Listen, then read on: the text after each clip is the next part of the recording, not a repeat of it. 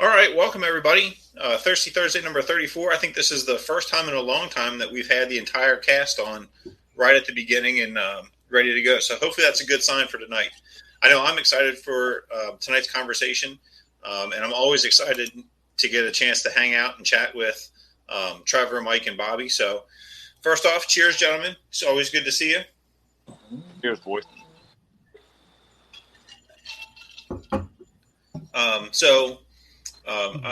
As you guys know, Mike Wood is joining us again. He's been on a couple times before talking about training in volunteering combination and career departments and how to make that work. We talked about RIT. Mike has a wealth of information, works on a larger or a big metropolis, big city fire department across the bridge in Western Maryland. So we're going to kind of lean on him tonight for a little bit more insight as to basement fires, whereas Trevor, Bobby, and I on the Eastern Shore, we don't have a whole lot of basements. So, we'll talk about the experiences that we've had fighting fires below us. But when we talk about basements and cellars and underground fires, like I said, we're going to lean more on Mike tonight. So with that being said, let's get started. Who wants to kind of take the reins and lead us here? I'll go for it.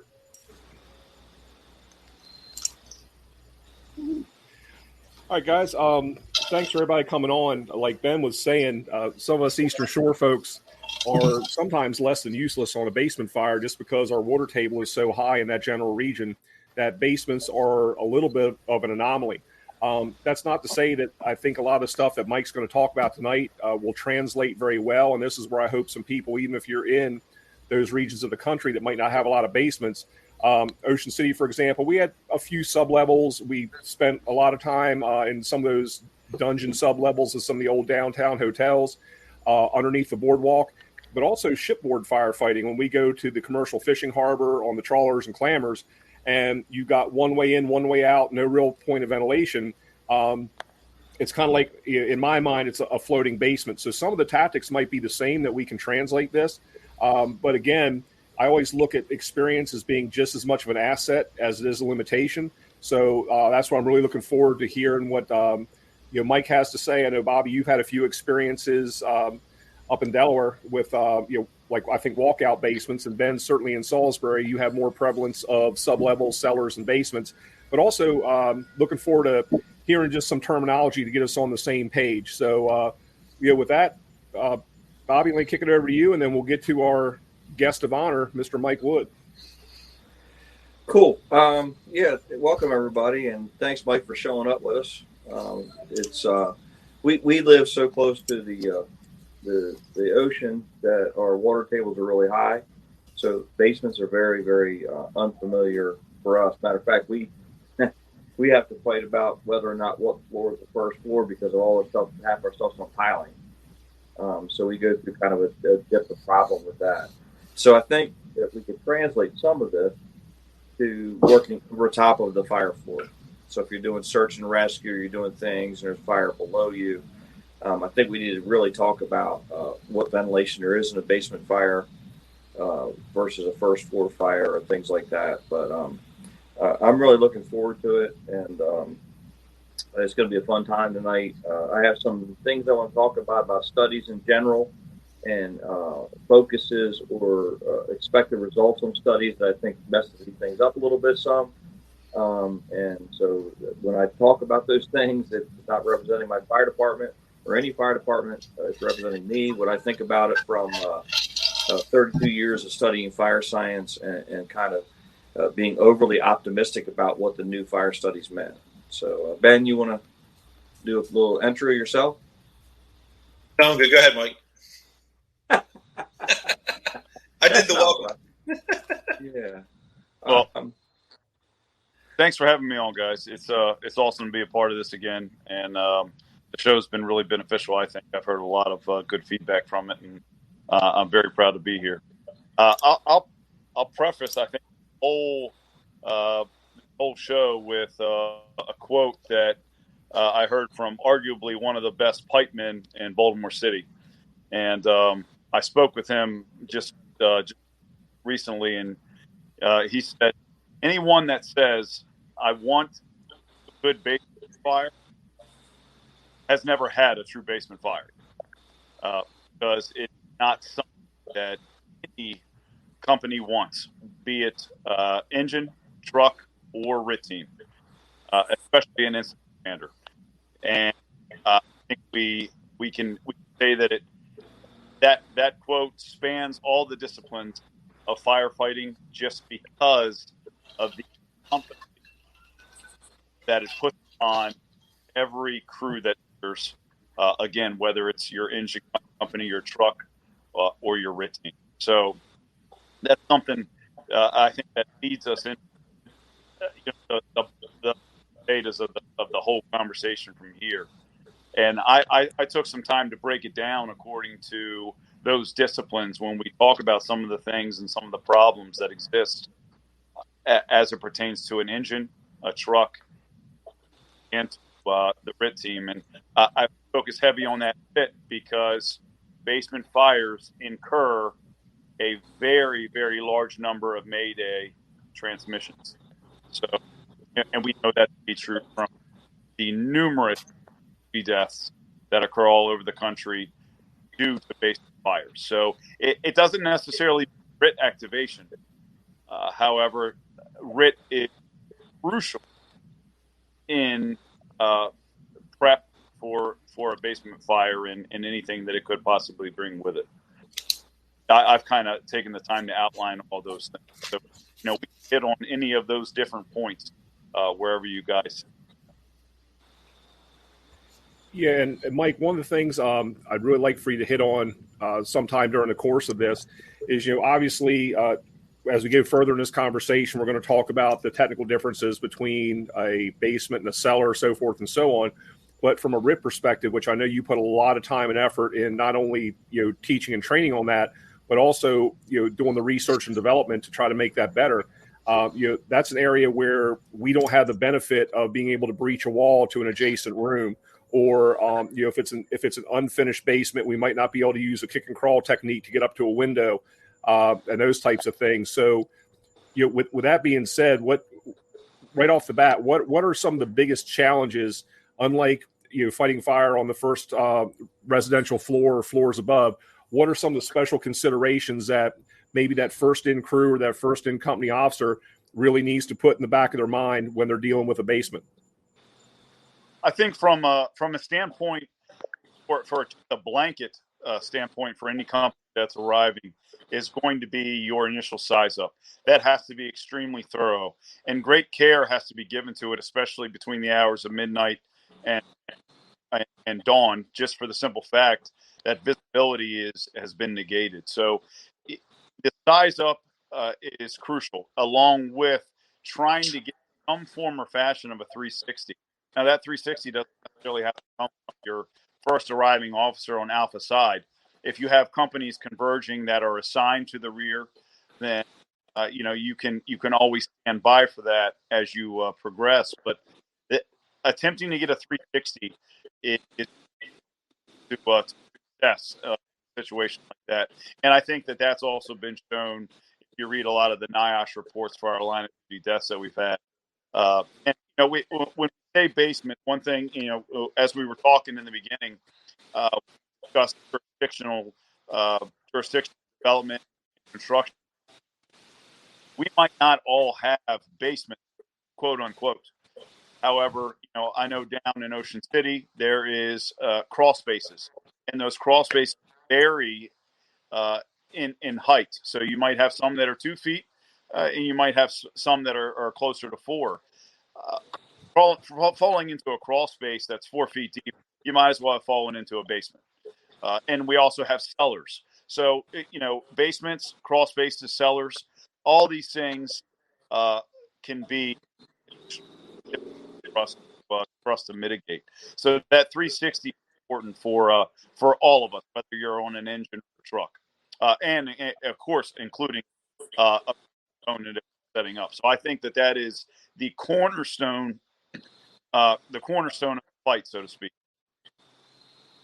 Right. And something else, Mike, too. I mean, people use their basements for such a variety of purposes. Some of them are literally a subterranean storage unit or garage with maybe with or without a vehicle, depending on if it's a walkout or how they modified it.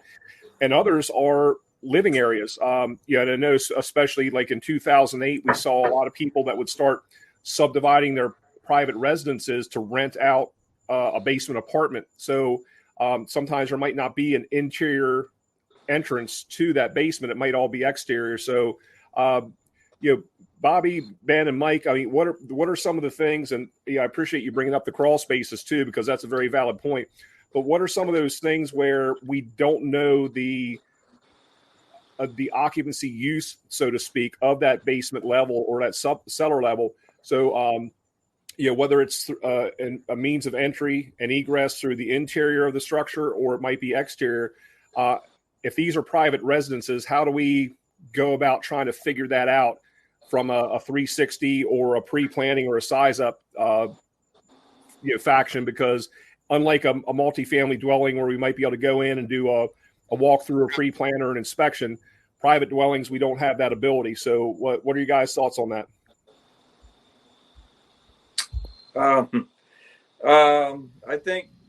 I think crawl space, I think my last 4 fires or 5 fires have involved crawl spaces. So they're definitely a challenge because it's almost like a confined space with fire in it, basically. But I think, I guess what I want to say is, why are we going to talk about this tonight? And I just want to read this to you guys. Between 1998 and 2017, NIOSH had documented 24 below-grade fires and resulted in 32 fire deaths and 19 firefighter line of duty injuries. So firefighters definitely get hurt or killed at a high rate in these below-grade fires. We just recently had one in Ocean City where we had one go through the floor. So and I've probably seen maybe, I don't know, 4 or 5, and we don't have basements. So I'm sure that other jurisdictions are seeing more of those. So I think, we all recognize the fact that it's really dangerous to operate above a fire, no matter where it is. And I think basements are more scary to us because typically the problem is they're not protected flooring assemblies.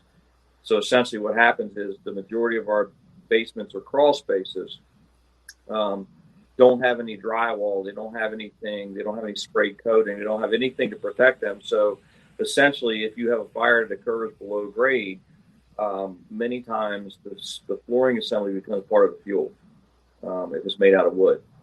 And that's kind of one of our issues that we run into is that, if you have a fire in the first floor of a house, it always has some kind of gypsum drywall, something that covers it up.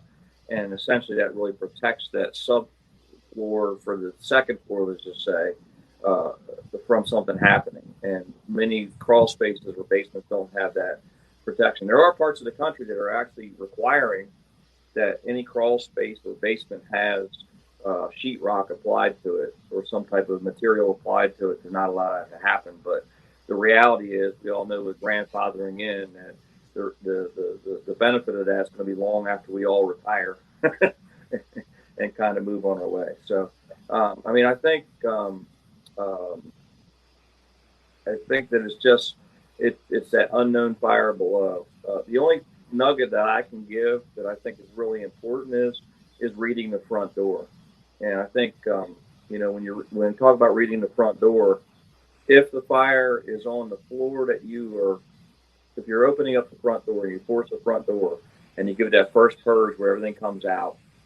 If the neutral plane, which means where the smoke and things are coming out and the fresh air is going in, is somewhere in that middle third, the fire is probably on that floor. If you see a neutral plane where it goes up to the upper third of that door, it's probably above you, the second floor or something like that.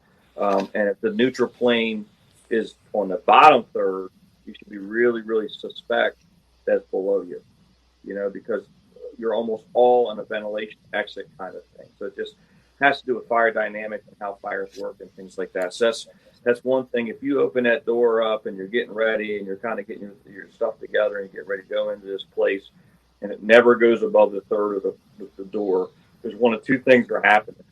Either it's below you or it's a compartment you don't want to go in. It's one of those two things, because it's just if it's generating enough heat, smoke, and things like that to drop to that third, it's just really almost flashing over. So, one of the things I want to bounce off of you, Mike, is talk to us about your policies. I know with the engine, we talk about hitting it from the exterior, from the coffin doors or whatever. We'll certainly talk about it more here in a minute.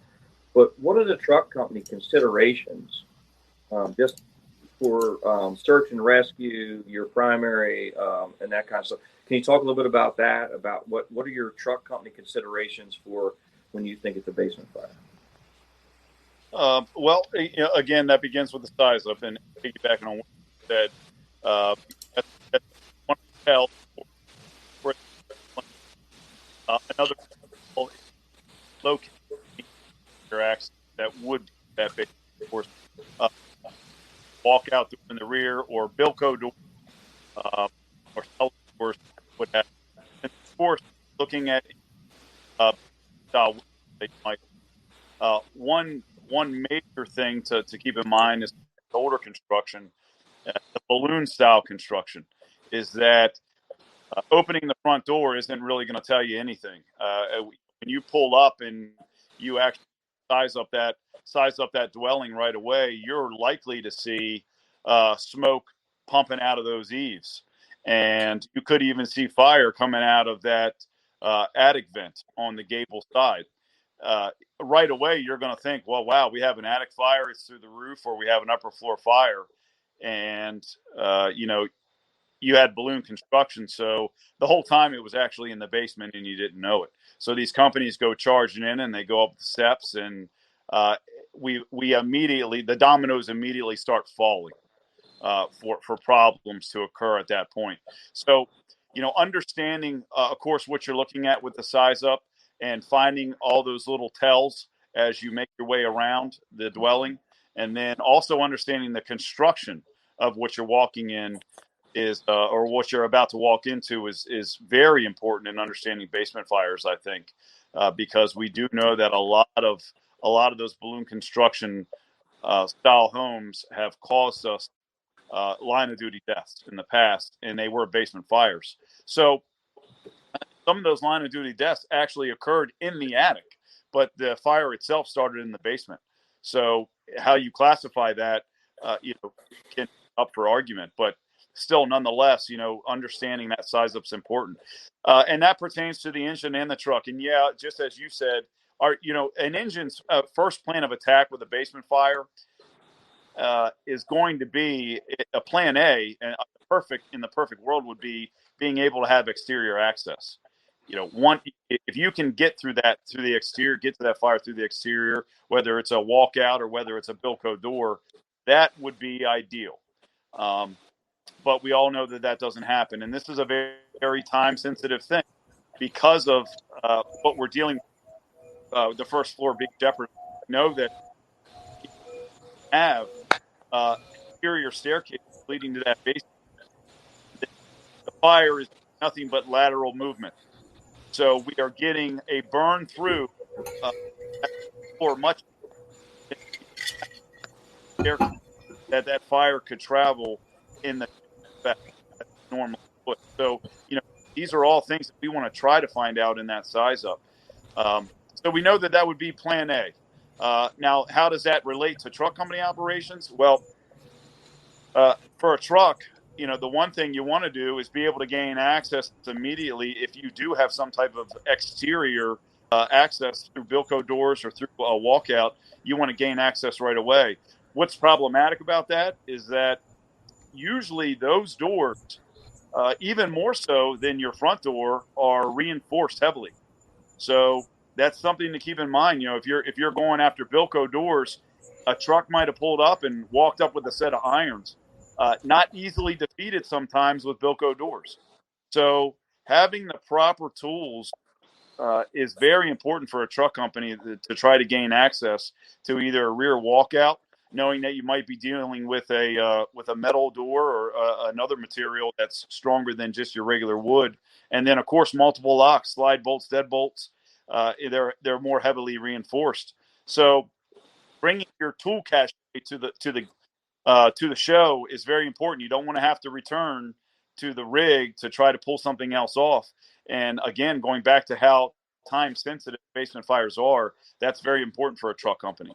Now, as far as being able to search, dumping into a house where, let's say, balloon construction, or maybe not being aware of that fire location like that, you're also on the clock. And in Baltimore, we do things according to our operating procedures, and sending your truck companies, your officer usually goes through the front door on Alpha side, and you have an officer, a truck officer in the rear going through the first floor on the Charlie side. So you have guys making access initially into that first floor right away, and you're searching, but your searches are streamlined in that sense because of you understanding the severity of what's going on below you. Obviously, the proper tools are very important in this situation, and for those guys, it would be a thermal imaging camera. And understanding, all their orientation on the inside. If our engine's coming in too, you want to recognize where that staircase is, and we all know that the majority of staircases end up in the middle of home somewhere. Those staircases, although they might be ascending to second and third floors, we also know that the majority of the time, somewhere in the vicinity of that staircase on the first floor, you will locate basement access if there is on the interior. So that's something to keep in mind in zero visibility. If you can locate the staircase as it ascends, then as you work around that area, you should locate basement access. A thermal imaging camera would be paramount in that situation. But some of our ranchers, or just of course single-story homes, usually we're going to find basement access, and it's important understanding your jurisdiction, of course. But your basement access a lot of times is going to be located in the near or in the large living space or kitchen area. So that's something also to keep in mind. And a lot of this goes into orientation and knowing the construction style of the home we're going to.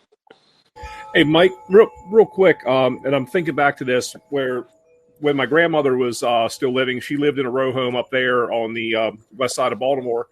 And other than when you go in the front door, do you all communicate to each other? Because in like her case, a typical row home that you went up the little mound in the front, and when you went in the front door, that was the first living area, and then her kitchen, living room, bathroom, everything else was down in the basement level, which was kind of a upward walkout, if that makes sense. But the upstairs, what I would call the second or maybe even third living floor of that structure, was a completely separate. So when you went in the front door, there was a foyer with an entry door to the upstairs, an entry door straight ahead to in and down. So how do you tell the difference between maybe a full basement to second or third floor place, or one that's been split to, obviously landlords make more money if they can, split those. So how do you communicate that on the fire ground, or how do you know that if you were the truck company that came in the rear of the building and made entry into that basement level in the kitchen? How do you know? A lot of that goes back to the size up transmission. So, your size up initially is going to come from your first driving company front, and that's going to be either a course engine or truck. Now, the companies that are converging in the rear also have to understand that you're doing a size up as well. So when you hear in the front, we have a 2-story with fire showing first floor. In the rear, when you pull up and companies are there, if you see 3 stories, if fire showing on your first floor, then that means right away that fire's in the basement. Whereas on the Alpha side, the fire has extended to the first floor, but those crews are, they're actually walking into fire that's below them. So a lot of that is the back and forth that needs to occur, of course, in our communications. But one standard that we try to usually operate by is that if our attack line is going through the front door on Alpha side and crews are already on the interior, they essentially they have dominance on that fire as it begins. Now, a chief might say, go ahead and back out. We're going to take this from the rear. We have access. But they are initially allowed to make that attack, and rightfully so, because, and this is an argument for another day when we talk about the movement of fire as when hose lines are involved. But one thing's for sure is that fire does move with horizontal and vertical ventilation. So as we open the front door, as it maybe auto exposes in the rear, we are changing the dynamic of the situation, and that's something that has to be taken into account. So a lot of times when that company does go through the front, we allow them some attack time to see if they're making progress before we back them out and go ahead and go after it in the rear if it looks more beneficial. So it's a big communication, a reliance on communication, should I say. And that's an important thing. And, we talk about that a lot in other jurisdictions where you only make necessary transmissions on fireground. We don't need a lot of that unnecessary jargon, unnecessary updates that companies make, especially as it pertains to a basement fire because of, just because of the likelihood of having some type of issue.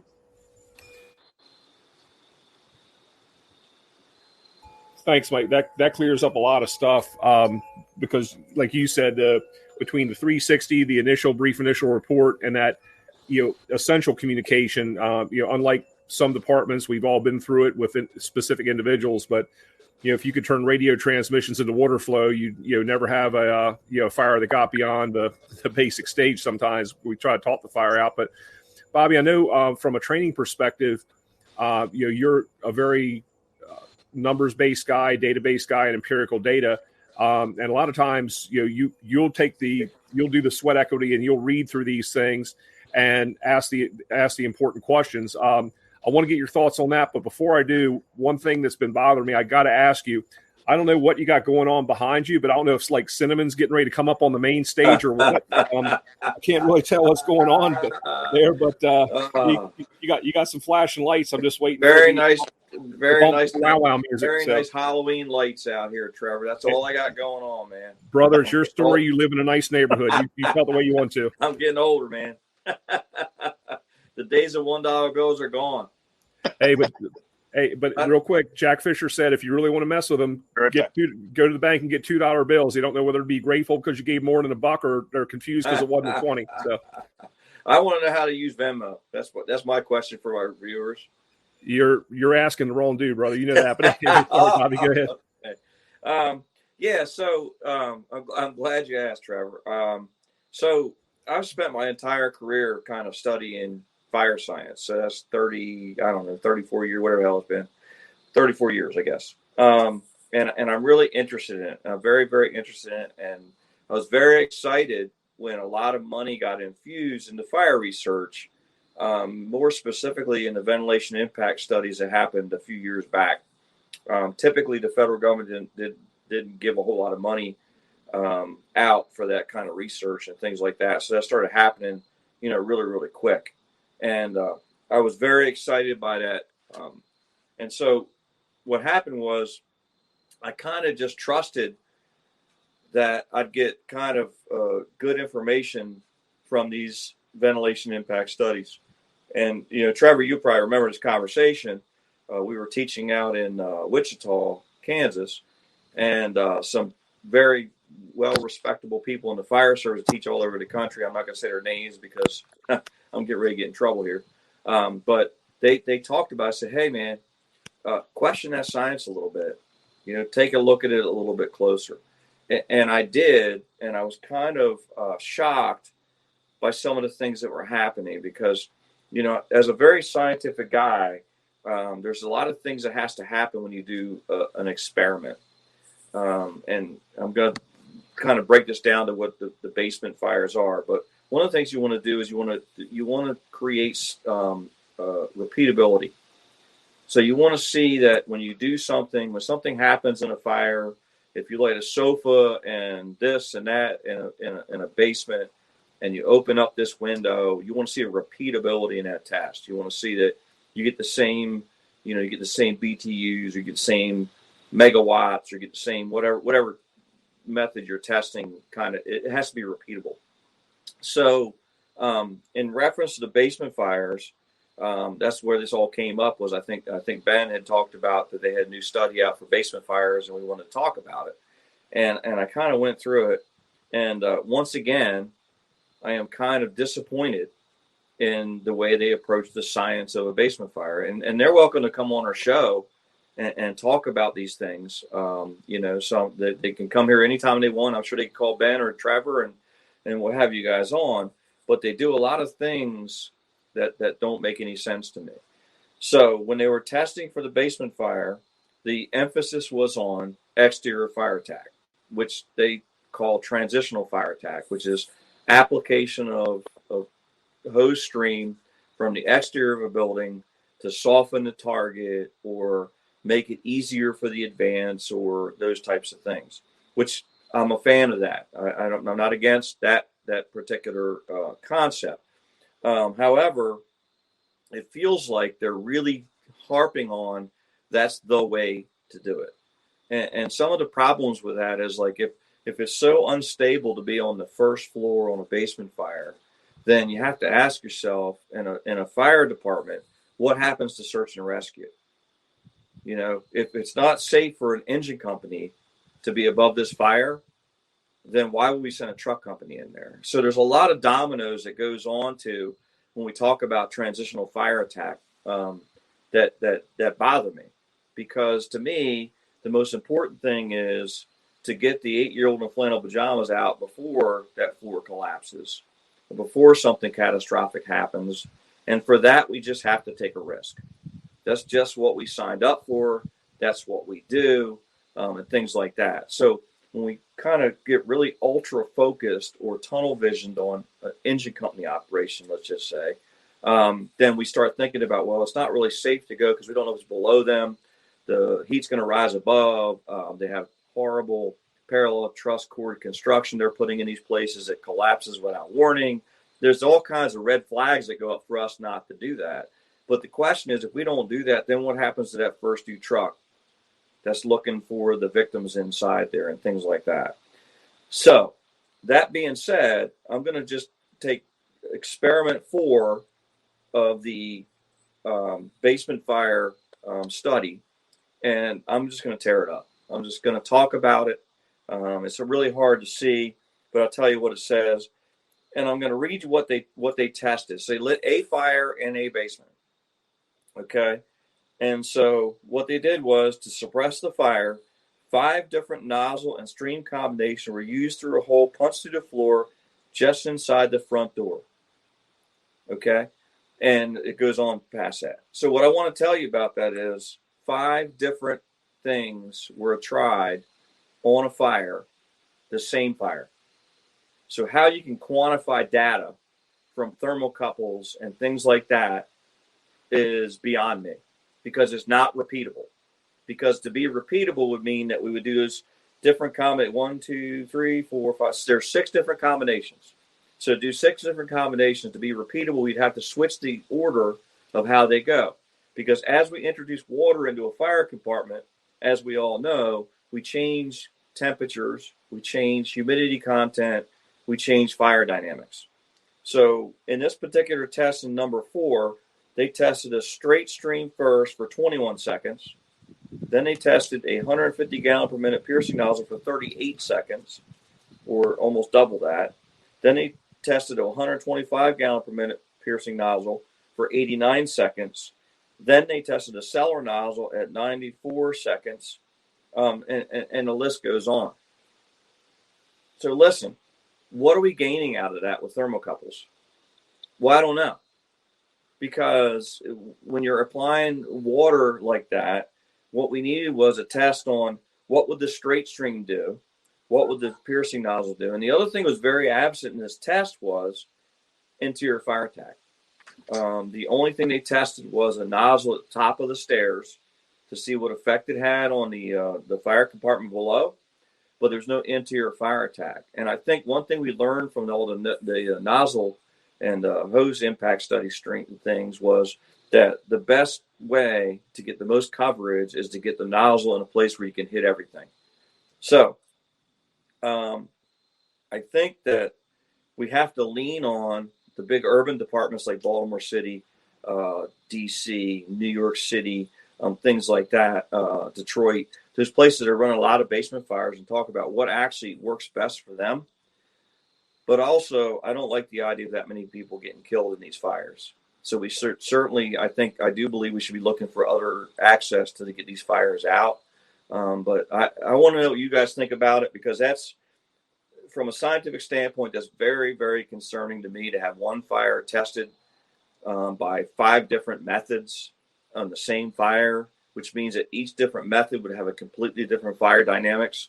And that is just, in my mind, not the way to test these things. And so I kind of want to get your guys' thoughts about what I'm thinking about. I mean, as I read through the whole study, I think it's 300 pages or something like that, if I remember right, something like that. And I read through the whole study, but this one was glaring to me. Why would we do this? And, it's I guess the last thing I'll say is it harkens to the attic fire argument that was made by the UL, where you could just pull the little soffit down and flow up into the eaves and put the fire out. You remember that, Trevor? I do, and I'll get on my soapbox about that in a second. Go ahead, Bob. Yeah. So that's great if it's a 1-story house, but how do you pull that soffit when it's a 2-story house? Do you wait? Do you have nobody go inside the house? Because if it's not safe for the engine crew to go inside of a dwelling, then it's damn sure ain't safe for a truck crew. So are we stopping the entire operation to find a safe way to apply water before we go on? And I think we all know the answer is no, we're not. We're going to continue to go. So in my mind, in the most basic form, I believe, and I still believe this, you get a line in between the fire and the victims and the search members as fast as you possibly can, and that makes the best possible outcome. That's just my opinion about this whole thing is we get inside, we separate the fire, we protect the stairs for the truck crew upstairs, those types of things. And I think all of these things are kind of not taking into account what's actually happening on a fire ground. When you're applying water from the exterior. And the thing about the eaves and the attic fires is, yeah, it would be great if you had a new construction house with that really soft vinyl. You could pull it down really easy if it was a 1-story house. But the reality is most of the ones I get, you got freaking wood hammered underneath of it. It's not easy to get to. A lot of our places here are on stilts, so you can't get to them without a ladder. Or you're going to wait for a ladder to be thrown up there to pull this soffit down to make this great magical fire attack. And it's just very frustrating to me because I think we're getting separated. I think the science just needs to tell us what happens inside of a building on fire. And I think we need to let fire departments and fire training centers and people figure out what the tactics are based on that. That's my soapbox. I'm done. Well, Bobby, I agree with you wholeheartedly, and I'm going to pick up where you left off. I think the same thing. I have a lot of respect for the scientific method, and I understand that there's only so many things that you can replicate in a testing scenario. You can get it fairly accurate, but it's still, you don't have the wind-driven issues. You don't have the environmental conditions, a lot of things that normally exist. So to that end, I lost a lot of faith and confidence, especially during that one ventilation study where in the very corner, I think it was like at 1:42 seconds, don't know why that sticks in my head, you saw somebody pop a roof hatch to get the desired results. And I agree with you that the companies or the individuals who are studying this need to present the data to the fire service and let us digest it and figure out how it works. Herein lies the problem, and I know I'm going to tick some people off when I say this. Sometimes people in the administrative factions of the fire service are inherently lazy. They want a quick fix, something that they can cut, paste, and put their logo on to say this is our policy and procedure. We saw it with PPV fans when they first came out. We saw it with the hit it hard from the yard, all that stuff. when I first came to the fire service, we had 4 modes of attack, offensive, offensive, offensive, defensive, defensive, offensive, and defensive, defensive. Nothing's really changed with that. Mike, there's a great video. You've probably seen it. It's probably from the mid to late 1980s when you guys still had white fire trucks with orange stripes. And it was Hayward Avenue fire. And, it was just one of those things where, it was kind of semi-documentary style, but you're watching these guys. They had, fire. It looked like on the first floor, maybe something below. They took out the big bay window on the front, gave it a quick knock because that's whether that was a tactical decision or a SOP, whatever the case was, gave it a quick knock, forced the front door, went in, and then they were chasing it in an old cut up Victorian balloon frame in this thing, as far as I remember. So with that being said, Bobby, you're again the anomaly where people don't put the sweat equity into it, and we saw the exact same thing when all this first came out, because instead of teaching fire behavior not only to our firefighters but to our company level officers to make good tactical decisions, and we don't have a crystal ball in that right front seat yet. I look at these fires almost like a vent under search. If there's no survivability in that sub level, in that basement, we got to get that line, like you said, in the front door and cut it off from going upstairs, or be able to isolate it, whether it's through suppression or shutting a door, which most of those doors are not rated. They're not fire rated doors per se. It's not like a 2-hour metal door that's between the basement and the upstairs. So I think that, going back on my soapbox again, when we look at our basic fire service training and in the standards that are out there, we get 3 hours of fire behavior in Firefighter 1. And part of that is we take you in the burn building, the fire behavior lab, which that's what it is a controlled environment. And we show you the different stages of fire, how it burns, how we put it out, keeping the layering and making sure we have the stratification in there. All that's great. And then we tell you to stand up and go, wow, it's hot up there, isn't it? Okay, how is it down there? Okay, it's a little bit cooler. And unless you go and seek more fire behavior knowledge and training, that's your basis. A lot of people default back to that, and it's not adequate. So again, Bobby, you put the sweat equity into it to research these things, look at the numbers, and then also challenge them. Not because you're not trying to be an ass, but you're trying to say, well, hold on a minute, help me to understand this. And then when someone says, well, that's just the way it is, that's not a good answer. That's like telling your kid, well, I'm your dad, that's because I said so. Doesn't flush with us. So I think when we look at some of these studies, I would agree that maybe they need to present the data and stay out of strategy and tactics, because that's where I think a lot of things went afoul, is when they started recommending, well, this is what you should do on the fire ground. Not this is how the fire propagation is. This is what we found during our studies, and we could replicate it X out of so many times. Instead of giving that to us and letting us digest it, we were kind of force-fed, well, these are the tactics you should use. And I know and respect some of these people, but I just think from a tactical standpoint, that's something that needs to be developed in the individual departments, or they can hand it off like a baton and say, here, take the information that we've gleaned from our studies and let's develop it further, and then get other groups to develop the strategy and tactics that we might recommend. But I think coming from, it's like the fox guarding the hen house to some degree, and I don't mean that to be disrespectful in any way, but sometimes I think that if I want a certain thing to occur, I can drive that data to wherever I want it to get the desired outcome, and I don't think that's the appropriate thing to do when we're talking about fire tactics. There ends my sermon. All right, Mike, let's hear what you guys think. I don't buy into all that at all, and if it offends anybody, then it is what it is. A lot of that is just driven towards job justification, and that's all that it is.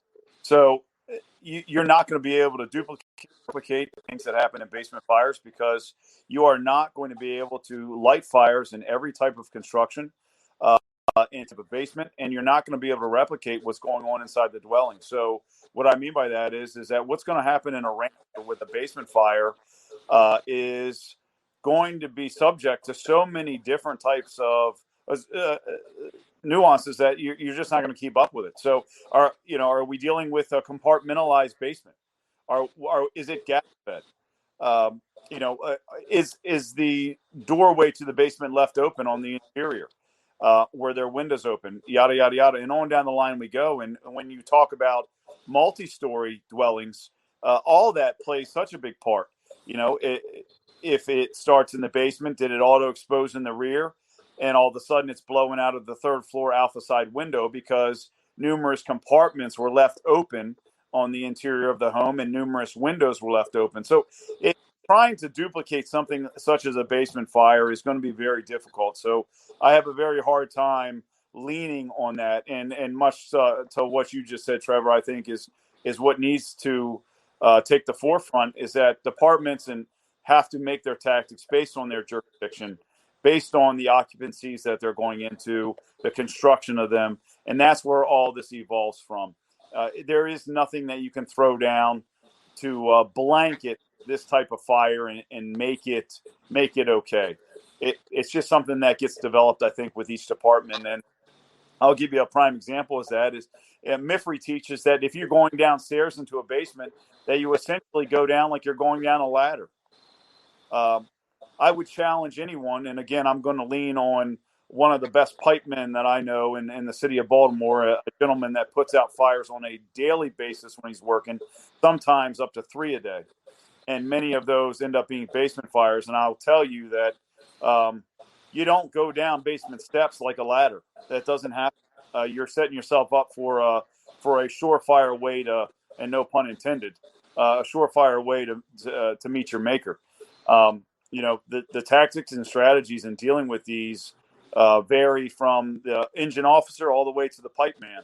And then, of course, for your truck company operators, if it's a multi-story home, you're dumping into windows via ground ladders.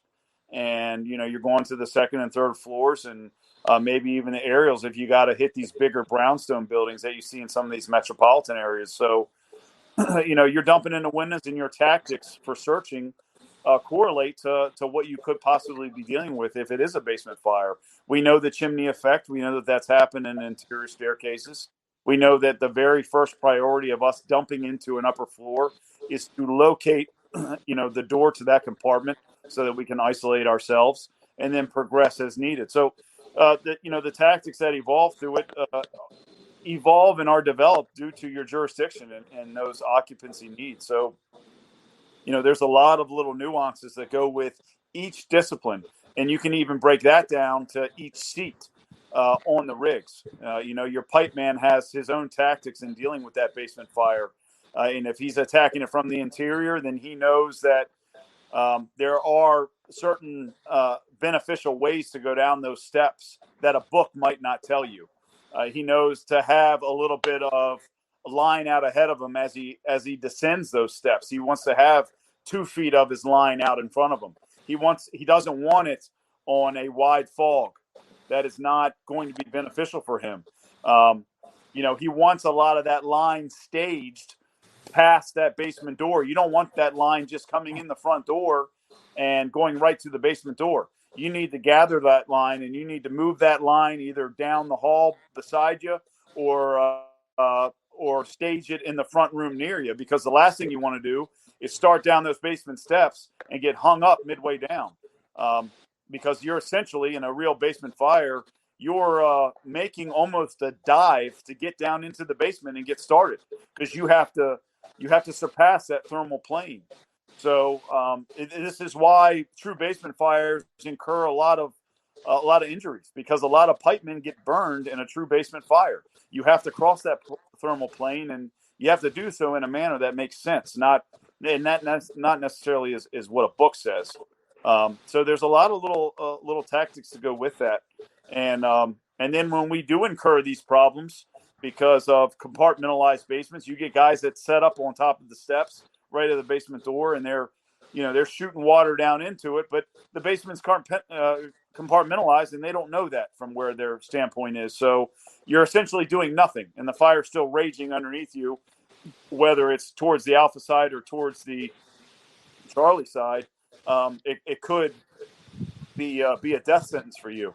So, and that obviously that's some of that is a task of RIT to set up strategically and be prepared for that situation. And they do that the same way through their size up. And I heard the mention, I think from you, Trevor, that RIT team should be softening that building, softening the target, so to speak, making sure that, and that goes along with your first arriving truck too, but removing any type of security devices that might be on basement windows, storm doors that could be in the rear, or removing Bilco doors completely so that they're off their hinges and you have direct access.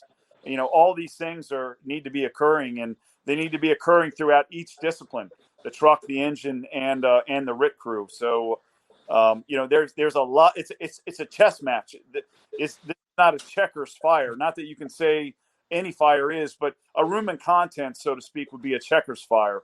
A basement fire is definitely a chess game, but it's a chess game done at a very high speed because of the time sensitivity.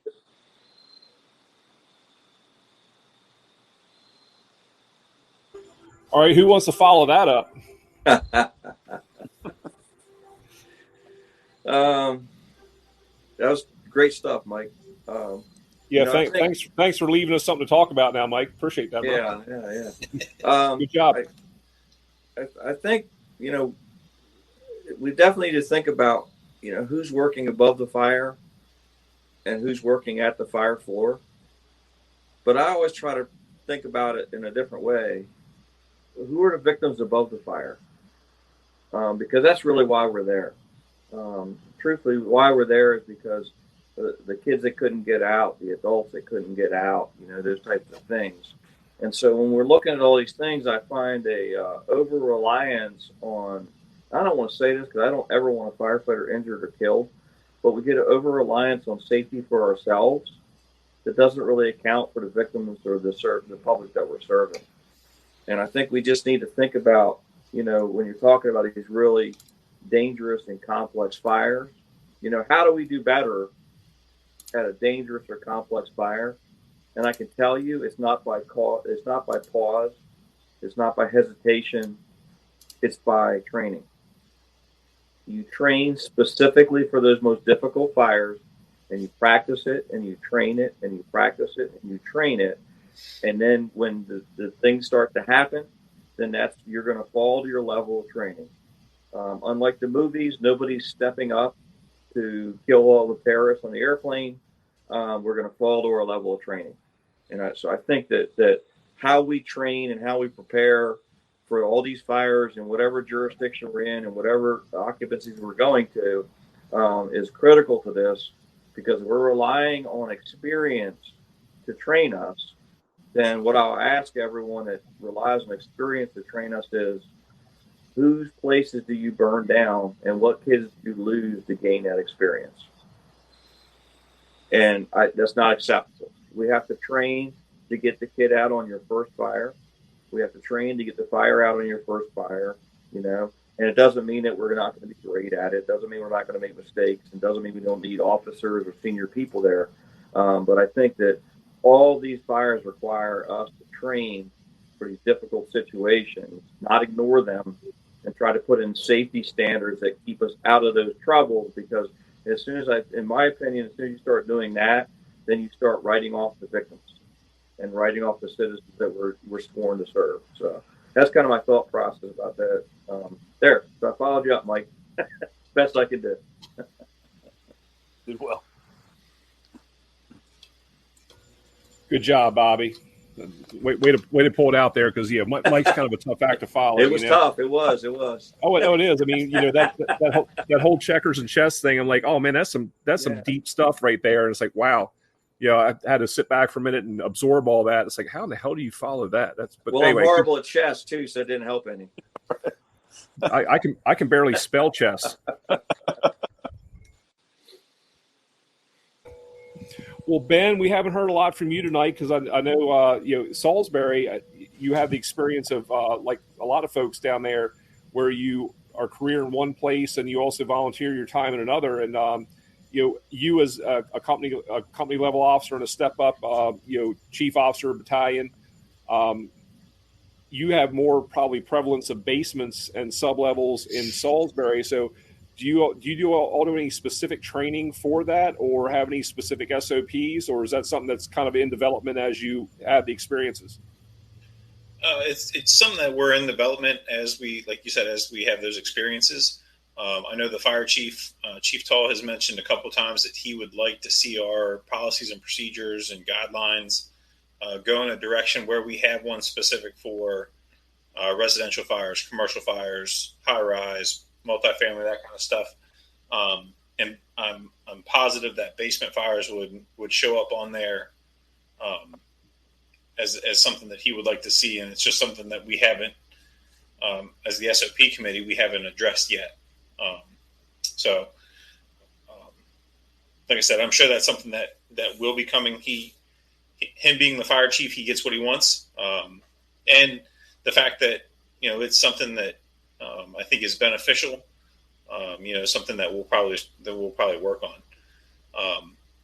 I will say that just sitting back and enjoying the conversation between you guys and really taking a lot of that in. There's a lot of really good information that you guys have passed around, and just to have my picture up in the corner, has kind of been has been nice just to again be a part of this and to listen and take all of that in, because the junior man on the show, I really do appreciate that. I did take some notes on some stuff that as we were going through this, and this will be part of my wrap up, is some things that kind of were consistent throughout, and what everybody was saying is you got to know your district, got to know your building construction. I know that when they dispatch a call on my street, and not necessarily my street, but I know the area. I know it's residential. I know they're single family dwellings. I know they're built in the late 60s. So there's a chance that, I know the building construction of where we're going. So knowing your district is huge. We talked about walkout basements, walk-up basements, Bilco doors, all that kind of stuff. And if you don't know what that is, you have to look it up. Like, you have to take that onus and say, holy shit, I don't know that. I should probably figure that out. Trevor, you were talking earlier about there's 3 hours of fire behavior in Firefighter 1. I think the most recent Fire 1 class that came out, there's now 6 hours of building construction, which again is like, that's great. It's more than what it was, but it's still not adequate for what we are expected to do. And again, we expect people, once they finish that Fire 1 class, that you could be the third person and be on the nozzle for a basement fire the next day. Are you ready for that? I can tell you I wasn't. So invest in yourself and make yourself better. And that when you do that, Bobby is a perfect example. He talks about this quite a bit. Investing in yourself, you also bring other people with you. We've all mentioned Doug Scott a lot throughout our show, that him bringing us to training events and him, just knowing him, working with him, has made us better. I'm going to rope Mike into that. Working with Mike and the last couple of trainings that we've done in Ocean City have been phenomenal. And, it's already like opening my eyes to how much more that we need to be doing. So make yourself better. Again, some of the other key points was a good size up, a good BIR, go with, make sure you know what you're doing. If you're going to be riding that seat, make sure you're competent and you're proficient with what you're doing there. So again, that first arriving unit, you're setting the tone for the rest of the ball game. You're setting the board for that chess match. So again, you pull up and you're like, well, shit, I don't know if we got a basement. Well, did you walk all the way around the building? Did you look? Did you check? Do that. Do the right thing, and make the incident be successful. Hey, Ben. Okay. One thing real quick, if you don't mind, I want to throw this to Mike real quick, because I know we only have a few minutes left. But one of the things we were talking about pre-show was, some of the Baltimore City tactics, especially in row homes, where the first in truck would go, in and down. I think that's what you said, or no, the first in truck went in and up, and then the truck in the rear, second due, went in and down. One of the challenges that we've had locally where I am right now is we've had to really switch from a first, second, third due engine, first, second, third due truck to a priority based system, because people are so often out of sequence that the third due truck might have to take the job of the second due truck because they arrived in a different order. And so from that perspective, if you don't mind, real quick, just kind of talk about a little bit about those tactics. And then one of the things that you had mentioned also, Mike, was knowing your buildings, knowing your building construction, and just to tag on to that a little bit is also look into the era in which those buildings were built. You had mentioned balloon frame construction. Very, very, very true. You got a fire in the basement, you better be getting a line to the attic because it's going there. But some of the places in the Mid-Atlantic, especially in some of the southern states, you had a lot of dumbwaiter systems that came up from the basement to upper floors. That's just a hidden chimney that you don't even know exists. So I think going back and looking at some of the history of your building construction, the era in which things were built. I've mentioned this before when Donald Fisher was still living. He'd sit down the bench at Station 2 down there at Dorchester Street and school you about all the old buildings because things that happened back in the 40s and 50s that you weren't even a thought when those things were going on. He could tell you where there was just hidden void spaces, a lot of stuff. So, Mike, if you don't mind, for a couple quick seconds, could you talk a little bit about that tactic of the first due and second due truck and why you put somebody or a crew, in and up and in and down, depending on whether they're first or second due?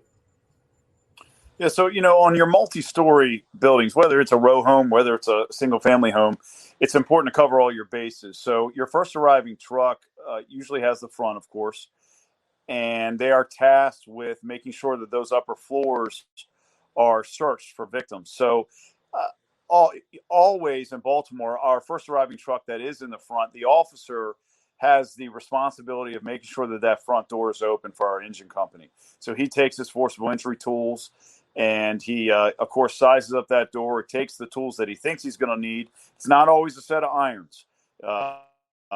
We plan accordingly. So he might take more tools than necessary and just stage them at the front, but he makes sure that he can get that door open.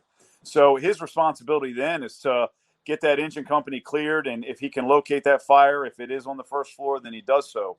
Now, the rest of the crew are tasked with taking care of those upper floors, and normally, if the conditions allow, that's going to be done via ground ladder. So they're going to be going up, a 24 and a 35 foot to get to the second and third floor, and maybe even an aerial if there's a floor above that our ground ladders can't reach.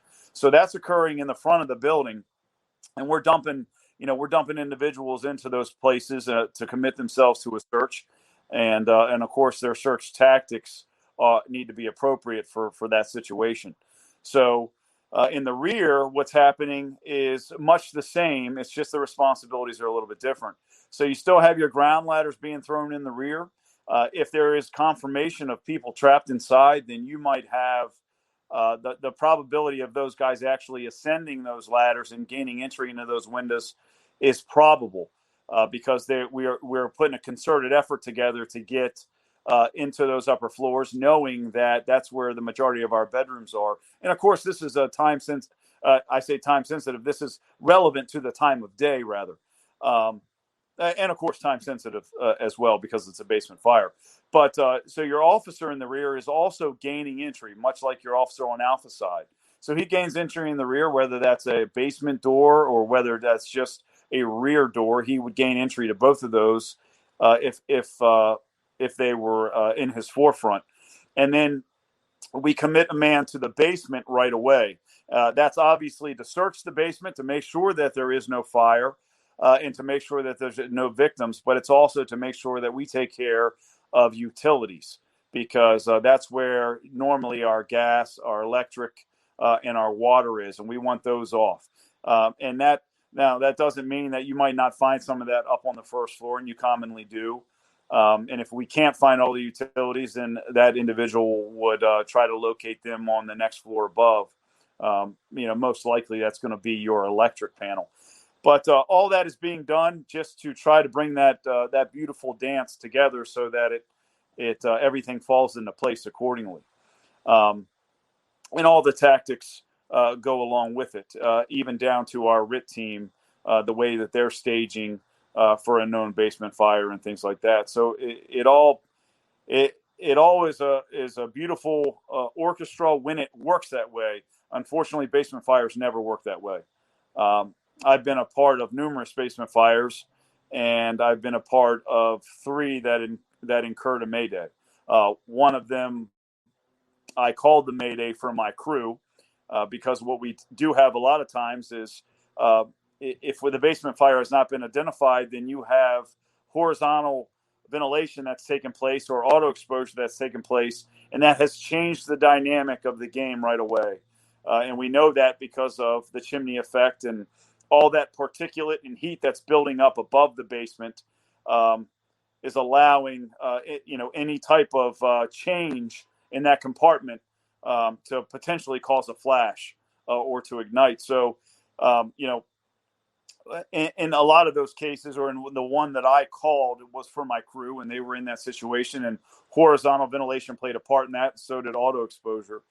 In another one, it was the pipe man who ended up falling into the basement, but he had the wherewithal before he walked through the front door. He did see some fire in the basement.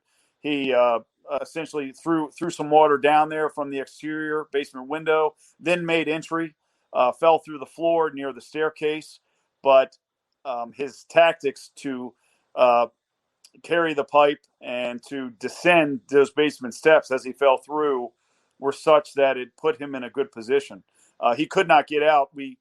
Myself and my lieutenant were able to get to him through a rear entry, but he was able to put the majority of the fire out as he fell into it because of his good habits for descending staircases into basements, using that nozzle. So all these things play a big part. And the last one actually incurred a line of duty death, but that was after the fact. Unfortunately, he was not found until a little while later. But basements are deadly, and we know that from statistics. And to think that we can just somehow blanket the strategy and tactics to fight them is ridiculous in itself. But good habits, good fundamentals as it pertains to basement fires is going to keep us alive while we battle them.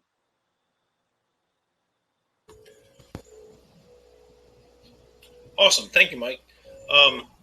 So we're right at that hour. So let's go ahead and start wrapping up. Bob, you want to give us kind of your closing thoughts? Sure. Thank you, Mike, so much for coming again and sharing your great wisdom. We appreciate it. I think that, some of the take-home messages that we want to get across to people is sounding floors is important. Reading buildings is important. 360s are important.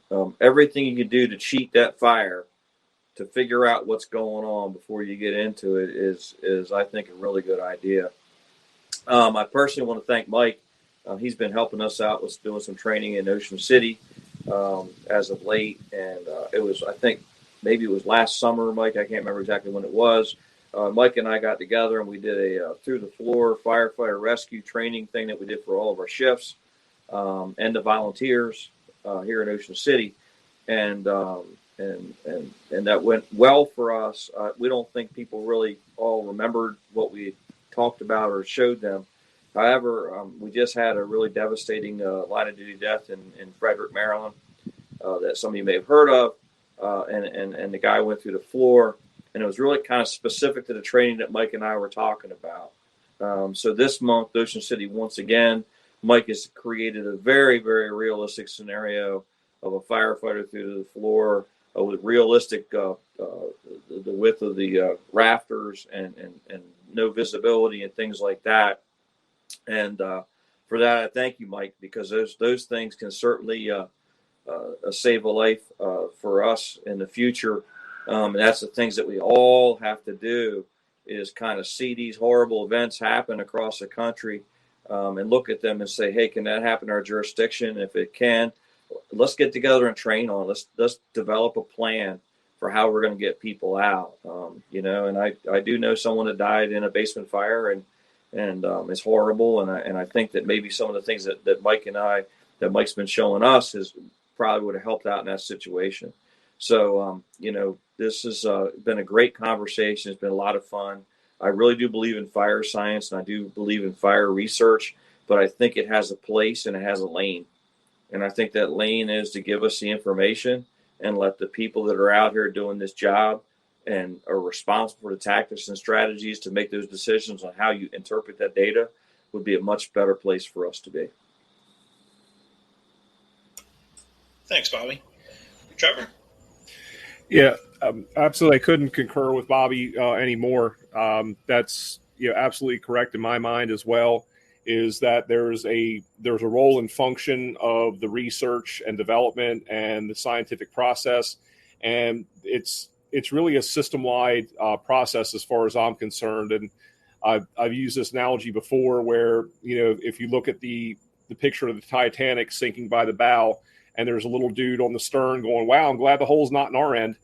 That's a very limited mindset, and I think we need to look at everything system-wide. That okay, we can get some decent data out of some of these studies, but the worth and value of that is in a box. It's somewhat limited, and we have to understand what the limitations and capabilities of that data is or are. And then you'll be able to have people like Bobby and Mike that are able to not only interpret that data, but also be able to use it and take it to that next level.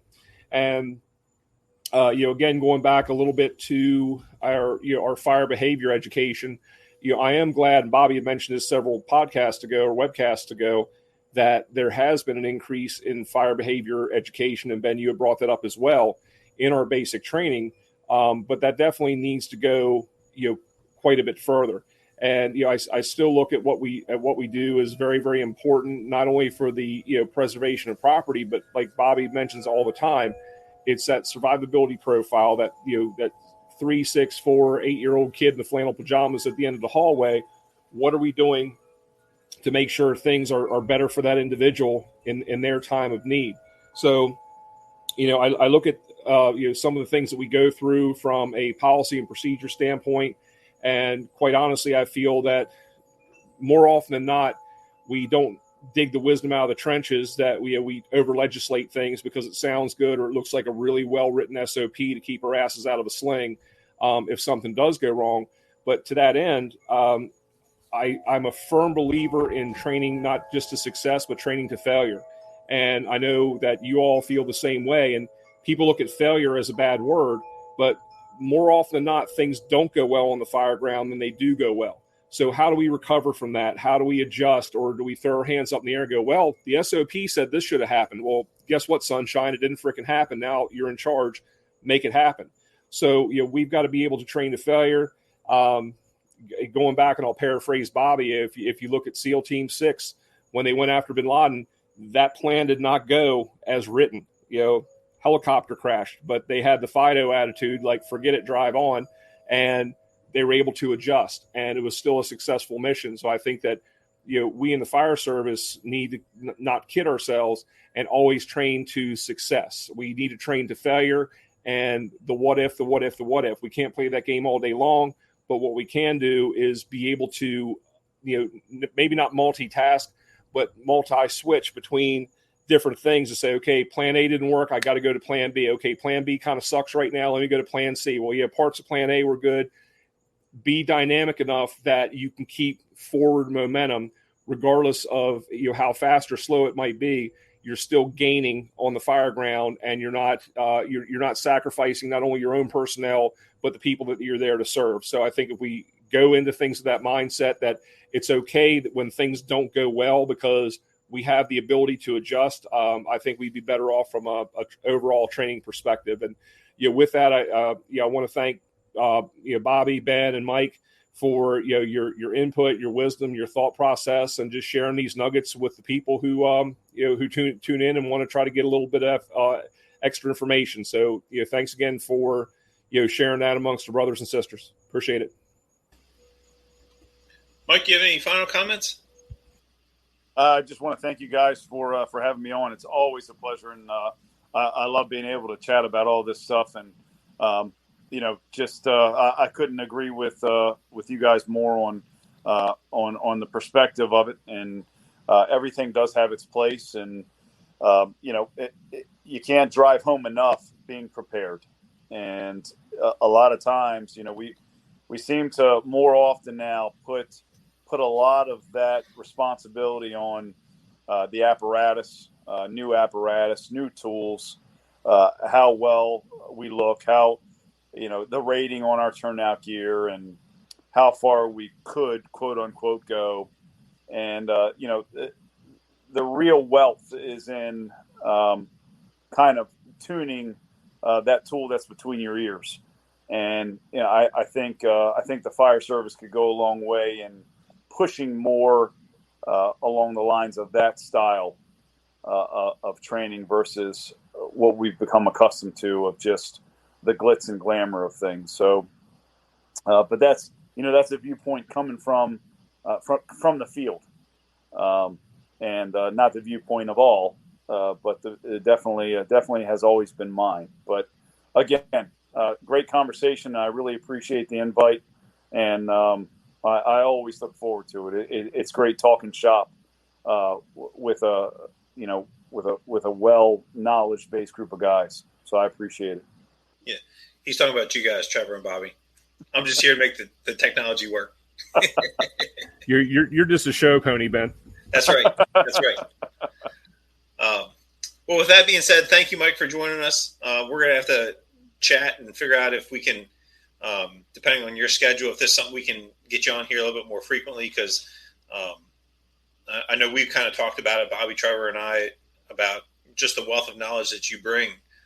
So that's something we'll have to chat about it. Like I said, if you're interested. Absolutely. Yeah. And maybe depending on our schedules, it's the three of us. There's three of us that are pretty consistent. So that way we have a quality show each time. Yeah. So in wrapping up, one of the things I think we talked about here at the end was making our training realistic. I can tell you the training that we did last Tuesday with Mike, we had an acquired structure on 74th Street behind the firehouse in Ocean City. Incredibly realistic. We had heat, smoke. When we did the RIT and the Mayday exercise or evolution, it definitely got your heart pumping, got you thinking, got you sweating, got you, really thinking about what you're going to do and what your next steps are. So when you guys go back to your department and go back to your station and you're going to do some sort of training exercise, make it realistic. If you can make it hot, you can make it smoky or obscure the visibility, something that makes it, like you're jumping off the fire engine to go do the job. The better that you can do that, the more prepared your people are going to be. There's a time and a place for pull and hose and force and entry and, your helmet, your gloves, and your coat. But there's also a time and a place when you're fully decked out, got all your PPE on, your SCBA, and you are doing it like you're forcing the door to the gates of hell. So make sure it's realistic, and prepare yourself for that. So, just some other things real quick to talk about.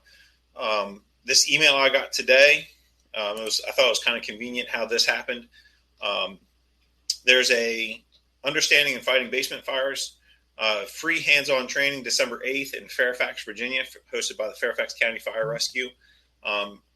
If you guys are interested, reach out to us. I'll be more than happy to forward this email to you. It is free. It does say at the bottom there's a small registration fee, which is refunded upon your attendance. So there are some prerequisites for the departments and attendance, but if you're interested, there's an opportunity. In addition to that, watch on social media, Delmarva Fire, LLC. They've got a conference coming in March, and they've reached out to Strike the Box Training to see if we can provide some instruction for that, which we're in the process of finalizing that. So that'll be looking at the other instructors that they have invited in that are coming. That's going to be a great opportunity. And then the Pocomoke Volunteer Fire Company in Pocomoke, Maryland, also has started doing a South End Rescue Day, and looking at some of the stuff on social media about that. That's going to be another excellent opportunity to get some hands-on training about vehicle and machinery extrication. And I believe if you search Facebook for South End Rescue Day, that'll pop up, and you can check that out. So give those places a look. go out and find some training, do something to make yourself better, because you can't train too much for a job that'll kill you. With that, I think that's it for the night. Trevor's rotating the pups through the video. That's the new one. What's his name?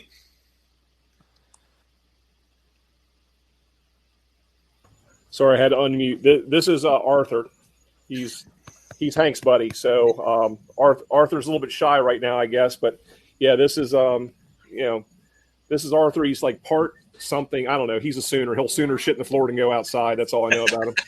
So you named him after Arthur Ashley?